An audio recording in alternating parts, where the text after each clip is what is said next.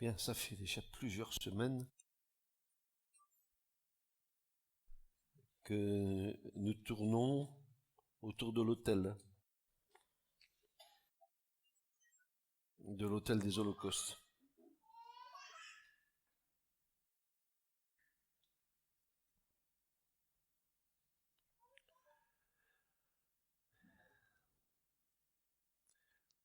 Et j'ai le sentiment que on pourrait passer encore des semaines et des semaines à contempler cette œuvre-là sans en avoir découvert tous les aspects. Il me semble que je disais la dernière fois que l'œuvre de la croix est une œuvre qui est marquée pour l'éternité et dans l'éternité, et que quand nous serons au ciel, même aujourd'hui, alors que nous connaissons qu'en partie, quand nous serons au ciel, nous comprendrons quelle a été l'œuvre de la croix pour la terre et pour l'univers. Donc, je suis certainement pas suffisant pour vous parler de cette chose. Le Seigneur m'en a donné une certaine connaissance, mais ma connaissance est limitée. Je n'aurai pas la prétention de vous dire, en terminant l'enseignement de l'autel, que je vous ai ou transmis ou tout dit.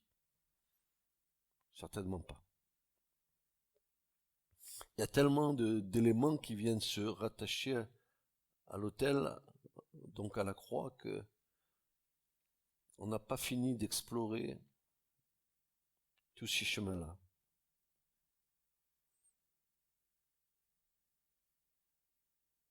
Rédemption, pardon, effusion de sang, expiation, rédemption,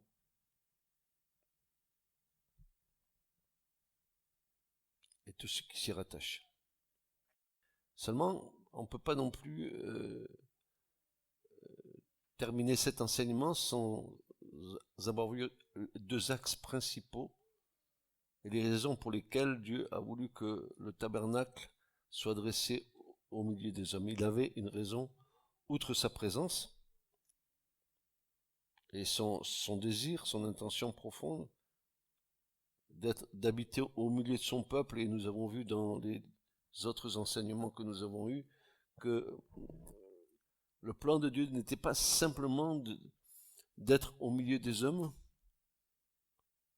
mais qu'il voulait être dans l'homme, qu'il voulait faire sa demeure en nous. C'est une des déclarations de Jésus dans Jean 14, quand il dira « Mon Père vous enverra le Saint-Esprit en mon nom, et le Saint-Esprit demeurera sur vous et sera en vous. » Ce qui fera dire à Paul que nous sommes le temple du Saint-Esprit. Ce qui fera dire à Paul, si nous sommes le temple du Saint-Esprit, glorifions Dieu dans notre corps. Donc,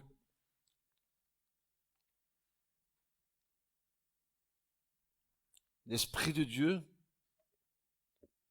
est l'élément que Dieu nous a donné pour que nous comprenions l'œuvre de Christ. Et comme je vous disais tout à l'heure, nous connaissons en partie, nous prophétisons en partie, nous n'avons pas toute la connaissance, mais ce que le Seigneur veut nous donner est suffisant pour que Christ grandisse dans nos cœurs. Et si c'est suffisant pour nous, suffisant pour l'Église, c'est suffisant pour tous ceux et tous celles qui s'approchent de Christ, d'avoir une notion du Seigneur, une notion de sa divinité, une notion de sa majesté, une notion aussi de son humanité, il a été fait chair, et il est venu habiter au milieu de nous. Donc, l'enseignement de l'autel des holocaustes, l'enseignement de la croix, est un enseignement que nous devrions, un peu comme Marie, repasser ces choses dans notre cœur, parce que nous avons besoin de maturer. Nous recevons des choses de Dieu, nous recevons sa parole, nous l'incorporons dans nos pensées, elle va descendre dans nos cœurs, et ensuite ces pensées-là ont besoin de revenir à notre esprit pour que nous fassions le point de ce que nous avons reçu. Et c'est toujours comme ça, on doit peser sa position en Christ en ayant dans nos cœurs le volume d'informations que le Saint-Esprit a bien voulu déposer en nous. C'est ça en nous qui va faire grandir le Seigneur dans nos vies. C'est la pensée du Saint-Esprit qui va venir travailler nos cœurs et nos esprits, qui va donner une dimension plus grande. Paul dira, jusqu'à l'accroissement de toute la plénitude du corps, jusqu'à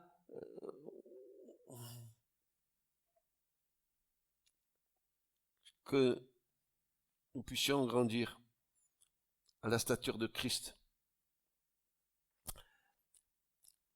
Tous ceux et celles qui veulent avancer avec le Seigneur devraient prendre en considération que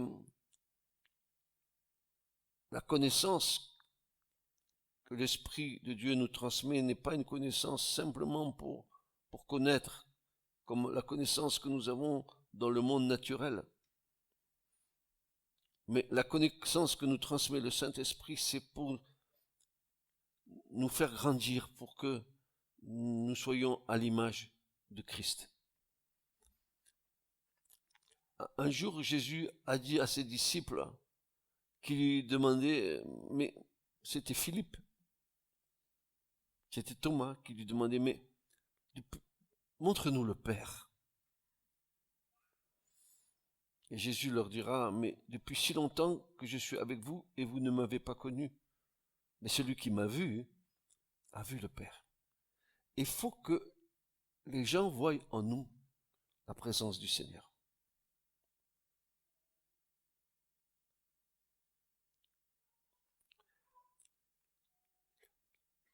On ne se distingue pas d'être un chrétien par rapport au monde parce que nous parlons des choses concernant la foi ou la religion.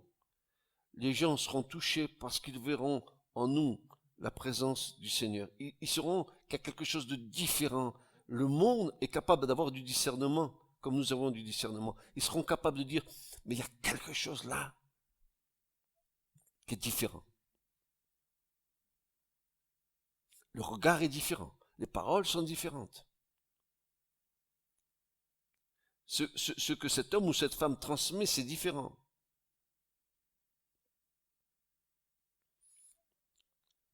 Être enfant de Dieu, c'est être différent des autres.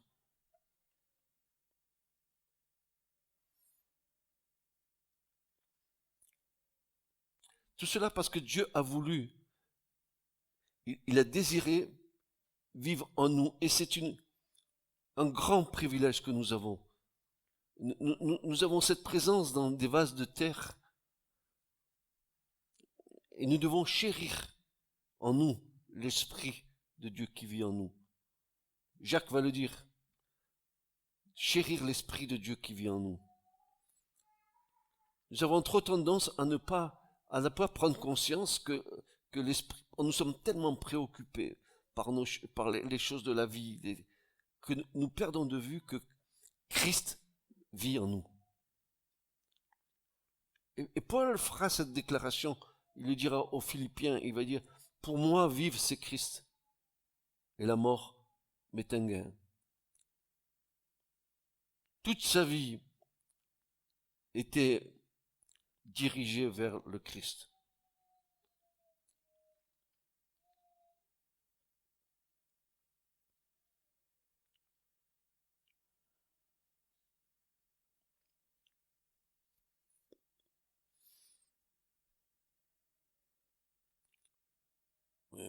À un moment donné, dans notre marche avec le Seigneur, dans la progression que le Seigneur nous accorde, immanquablement, je le dis, immanquablement, nous allons,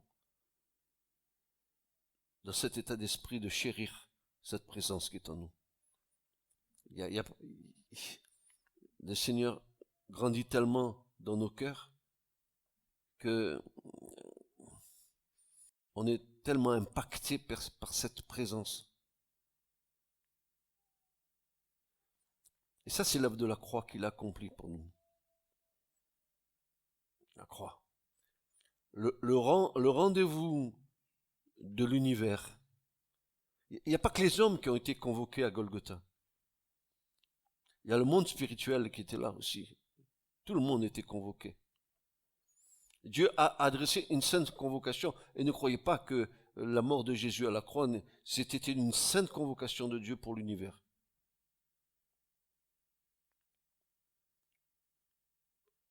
Le psaume 22, le psalmiste, inspiré par l'Esprit, dira cette chose merveilleuse. Il dira que autour de la croix, des taureaux de Basan, des lions rugissants, des chiens sauvages qui déchirent, étaient là, autour de la croix, dansant la farabole infernale autour de celui qui est le Fils du Dieu vivant et qui allait mourir à la croix pour nous. Et il pensait avoir la victoire.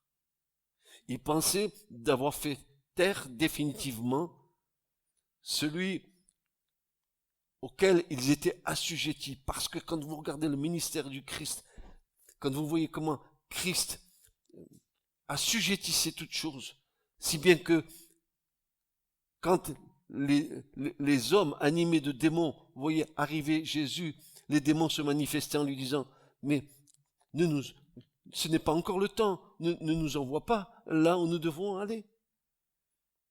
Tu es le Saint, tu es le Fils du Dieu vivant.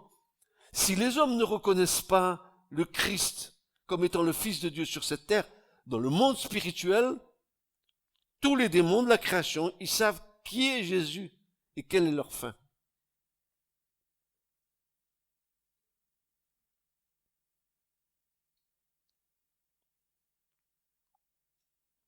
Tu es le Saint de Dieu. Tu es le Fils de Dieu. Jésus leur disait, taisez-vous. Il avait autorité. Parce que les démons s'exprimaient au travers des personnes. Les voix des personnes étaient saisies par les esprits et les voix qui sortaient de la bouche de ces personnes, c'était la voix des démons. Combien de fois nous avons vu ça? Combien de fois nous avons vu des femmes, n'est-ce pas, qui étaient prises par des esprits, par des démons, qui avaient des voix d'hommes? Combien de fois nous voyons comment l'ennemi est capable? Car il a une puissance. Ne le sous-estimez pas. Et ne le sous-estimez pas en pensant que vous pourrez vous en défaire comme ça. Il est tenace. Il faut lui enlever tous ses droits. Et Jésus est venu. Il est venu. La lumière a brillé au milieu des ténèbres. Et les ténèbres ont fui devant lui. À la croix, ça a été ça le spectacle. Vous croyez que c'était simplement Jésus suspendu entre ciel et terre au milieu de deux autres hommes? Mais il y avait plus que ça. Il y avait la foule, mais il y avait plus que la foule. Il y avait les gens religieux, il y avait plus que les gens religieux. Et si le Père avait voulu que ça soit vu de tous, il y aurait eu un grand étonnement. D'ailleurs, je ne sais pas si vous avez vu le film sur le Christ, Qui c'est qui a fait ça avec, comment il s'appelle l'artiste? Pardon? Il a bien montré dans son film comment les esprits, les démons influençaient les foules pour que Jésus soit crucifié. Ça m'a vraiment plu, la manière dont cet homme a abordé ce tableau-là de l'écriture. Quand Jésus montait avec la croix, n'est-ce pas, il était chargé, et que crucifie-le, crucifie-le. Mais attendez, c'est pas simplement les clous, n'est-ce pas? Mais c'est les crachats, c'est les insultes, c'est la risée des gens. Il aurait pu dire un mot, un mot, c'était fini, un mot. Il n'a pas ouvert la bouche. Tout ça pour vous dire que la croix, hein, telle que nous l'avons abordée par le moyen du tabernacle, l'autel des holocaustes qui préfigure la croix, je voulais simplement, en faisant cette introduction qui n'était pas du tout préparée dans ce que je voulais vous enseigner ce soir, c'était pour vous dire ce que nous savons de la croix est suffisant pour nous, pour aller jusqu'au bout de notre chemin. Mais il reste plein de choses à découvrir.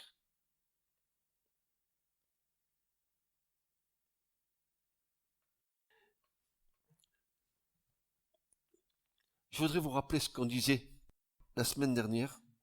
C'est tellement important, c'est tellement important. Je voudrais qu'on était le point de départ de l'existence et de la construction du tabernacle au milieu des hommes. Outre la présence de Dieu, c'était le don de la loi et l'alliance avec le peuple. Sinon, le tabernacle ni l'autel n'a aucun lieu d'exister. Ça sert à rien.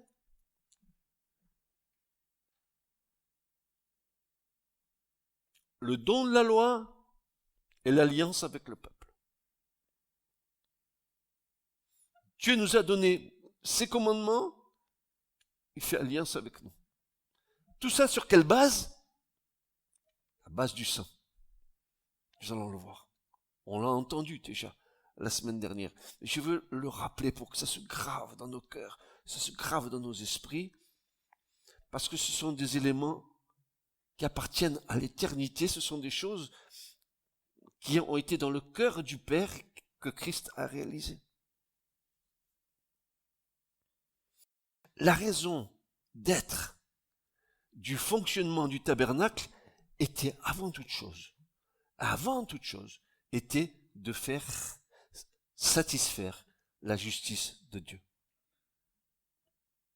C'est l'élément essentiel pour lequel le tabernacle a été construit. Outre la présence de Dieu au milieu de son peuple, c'est que Dieu allait faire avec ce peuple quelque chose d'extraordinaire. Il allait lui donner sa loi, et puis il allait faire une alliance.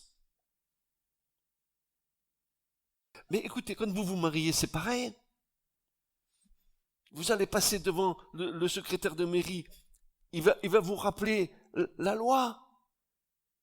Tu prendras soin de ton épouse, tu la nourriras, et il va te sortir la litanie de tout ce que la loi humaine t'impose dans ta relation avec ton épouse. Ensuite, vous dites oui tous les deux, c'est l'alliance qui est conclue. Eh bien, où croyez-vous que les hommes ont pioché ça? D'où vous croyez? Vous croyez que c'est l'intelligence humaine qui a... Non, non, non. C'est que tout ça, c'est une réminiscence qui vient de Dieu et que les hommes ont gardé.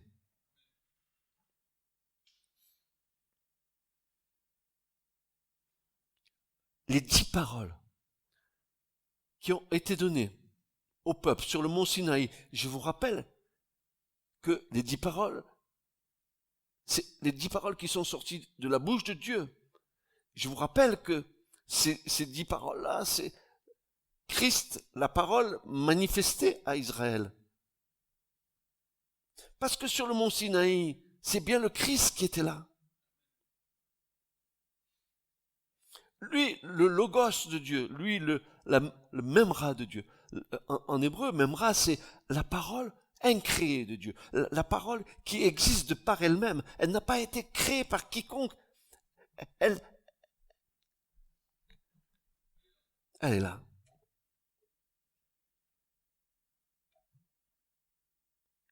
Les 10 paroles ayant été données au peuple, un élément d'une importance capitale devait sceller ces 10 paroles ou 10 commandements.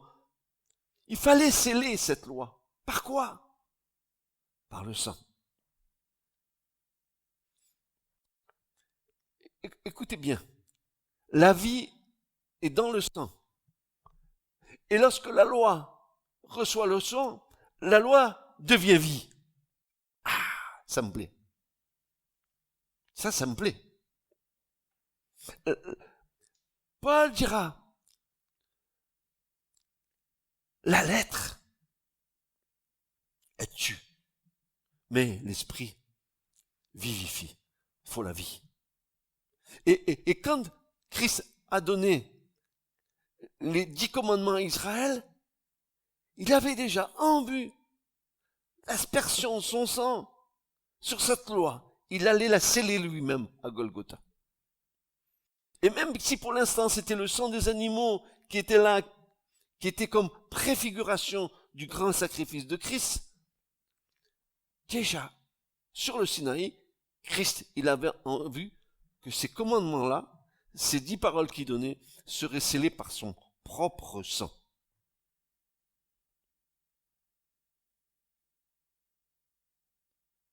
Voyez-vous, nous ne pouvons pas avoir une vision, comment vous dire, une vision de près. Si, nous devons l'avoir, mais nous devons avoir aussi la vision de loin. Il nous faut voir plus loin.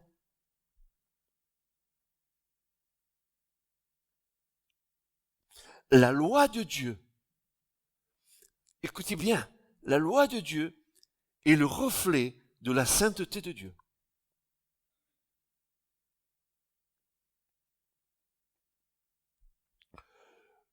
Le sang est l'élément qui nous mène au Père. Depuis la porte du tabernacle jusqu'au lieu très saint, le chemin est jonché de sang. Le tabernacle est jonché de sang. Le lieu saint est jonché de sang. L'arche d'alliance du sang, le jour des propitiations, le jour des Yom Kippour, le jour des Kippourim, le sang est versé sur le propitiatoire. Le sang est à la base de toute alliance avec Dieu.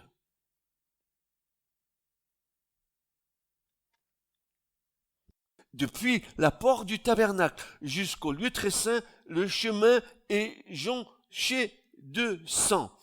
Et l'auteur de l'épître aux Hébreux va se saisir de cela. Il va nous donner, oh, béni soit cet homme. Il va nous donner cette compréhension en nous disant, c'est ce sang qui nous ouvre une pleine liberté pour avoir accès dans les lieux saints. Tu ne peux pas rentrer dans le lieu saint ni dans le lieu très saint si tu n'es pas sous la couverture du sang de Jésus. Tu ne peux pas te présenter devant la présence de Dieu sans l'aspersion du sang de Jésus sur ta vie. C'est un des témoignages que Dieu demande que tu aies dans ta vie. Pas seulement le témoignage du sang, pas seulement le témoignage de l'eau, mais aussi le témoignage de l'esprit.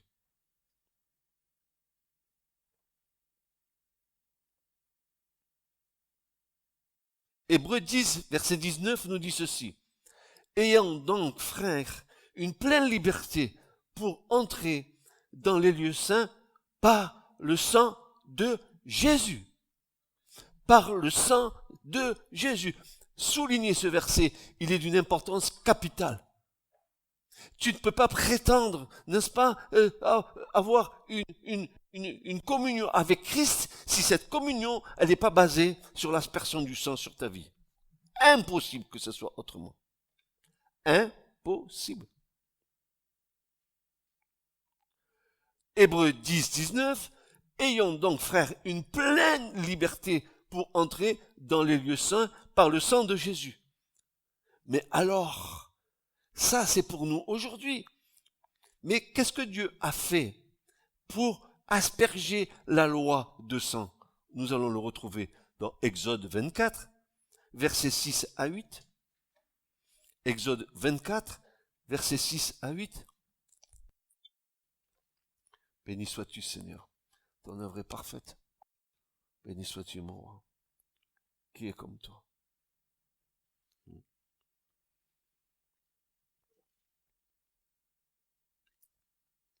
Je bénis ton nom, Seigneur. Exode 24, versets 6 à 8. Moïse, qu'est-ce qu'il fit? Il prit la moitié du sang et le mit dans des bassins. Et de la moitié du sang, il fit aspersion sur l'autel. Vous vous rendez compte, là? Vous vous rendez compte cette symbolique qu'elle a?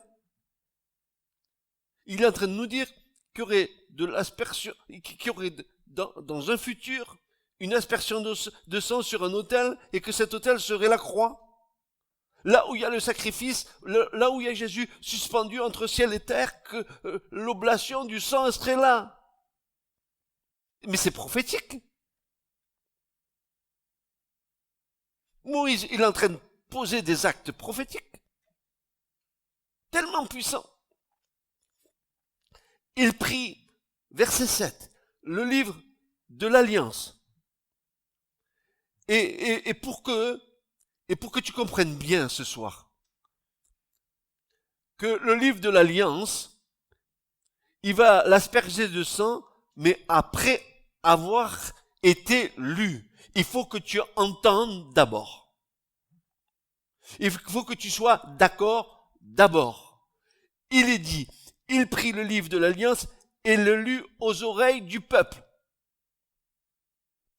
Ils dirent, tout ce que l'Éternel a dit, nous le ferons et nous écouterons. Et moi je dis, menteurs comme nous sommes menteurs.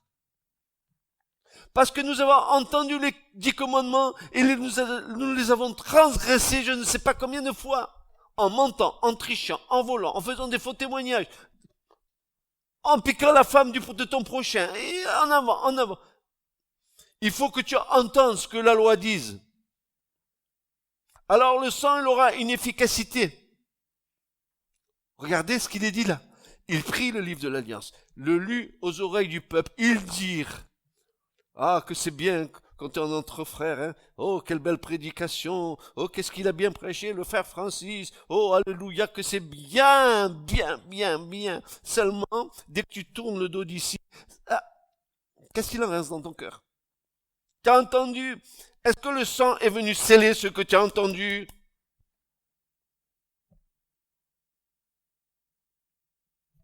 Ah, Seigneur.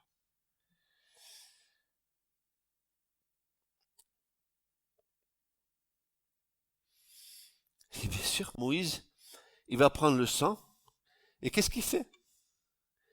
Il en fit aspersion sur le peuple. Vous êtes un peuple acquis par Dieu au travers du sang de Jésus. Non, non, non, je répète, vous êtes un peuple acquis à Dieu au travers du sang de Jésus qui a fait aspersion de son sang sur vous.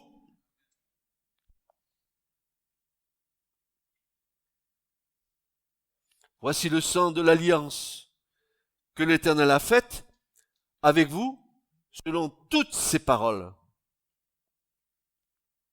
Donc, il était donc nécessaire que ce sang soit à la base du sceau du don de la loi qui se trouvait dans l'arche de l'alliance. Et que l'alliance elle-même soit scellée par ce même sang. Frères et sœurs, comment croyez-vous que l'étape de la loi puisse être dans l'arche d'alliance sans avoir été scellée par le sang? Impossible. Il fallait que l'alliance et l'étape de la loi soient scellées dans le sang. Il fallait que quand le souverain sacrificateur rentrait une fois dans l'an, les jours du Yom Kippour, le jour des expiations, le jour du grand pardon, et qu'il venait avec le sang du sacrifice pour le péché du peuple, et qu'il rentrait dans le lieu très saint, et qu'il s'approchait, n'est-ce pas, avec une crainte sur lui, pensant qu'il allait mourir, parce qu'on s'approche pas de Dieu sans crainte, frères et sœurs. On s'approche, il est venu. Alors, il avait une robe extraordinaire, avec des clochettes au bout de la robe, et tout le peuple était autour du tabernacle, écoutant les déplacements du souverain sacrificateur dans le lieu très saint, pourvu que les cloches continuent de sonner, et qu'il puisse offrir le sacrifice pour nos péchés.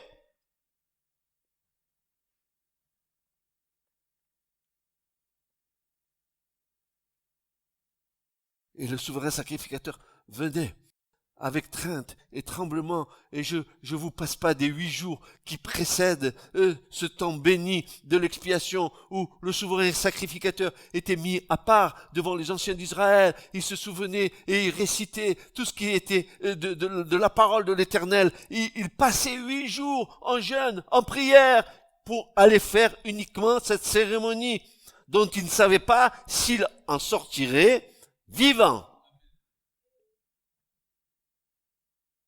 Et nous, on craint rien. Jésus, tu es mon pote, tu es mon copain, c'est bon. Tu peux me bénir, va. Tu comprends bien que c'est chouette, toi.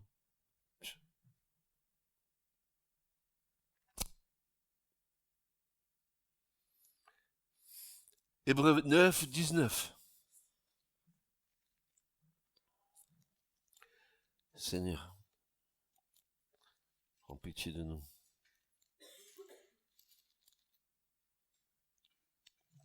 Hébreux 9, 19.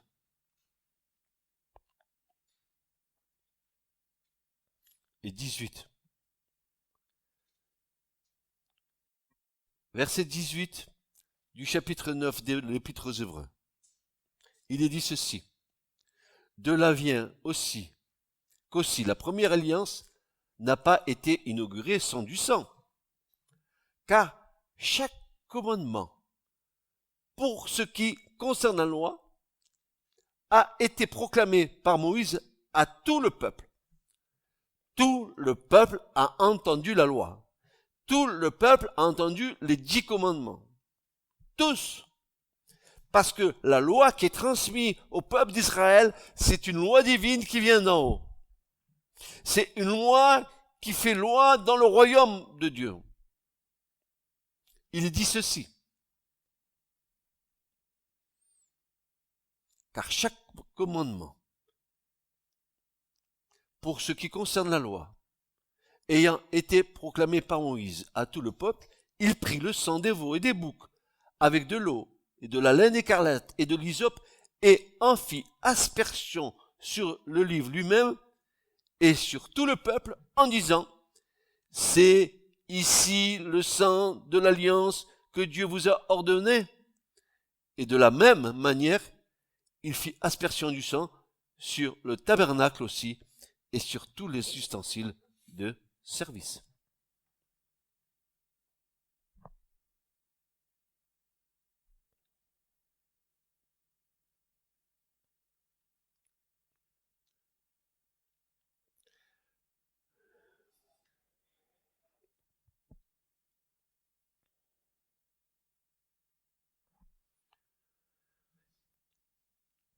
La loi est donc nécessaire pour le fonctionnement du parvis. Elle est typifiée par les 5 colonnes qui séparent le parvis des lieux saints. Les 5 colonnes qui séparent le parvis du lieu saint, c'est la loi qui est représentée au travers des 5 livres de la loi, au travers de la Torah, Genèse,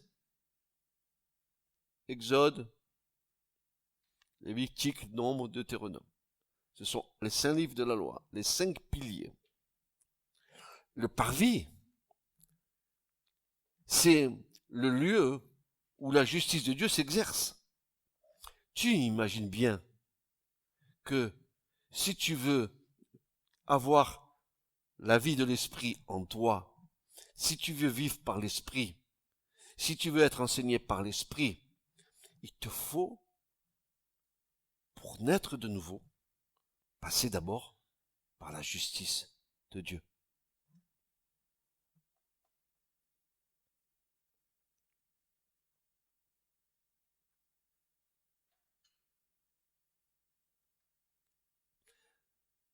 Souvenons-nous que ces mêmes colonnes étaient de bois de sittim, couvertes d'or, avec des bases d'airain. Dieu nous révèle que la question du péché a été réglée pour toujours et que cela vient uniquement que par lui. Nous pouvons pénétrer sans crainte dans le lieu saint désormais. Sans la loi, je le dis bien, sans la loi, le tabernacle n'avait aucune raison d'exister. Parce que si la loi te condamnait, il fallait bien qu'il y ait le moyen pour que tu sois pardonné. Et le pardon, c'était l'autel. C'était la croix.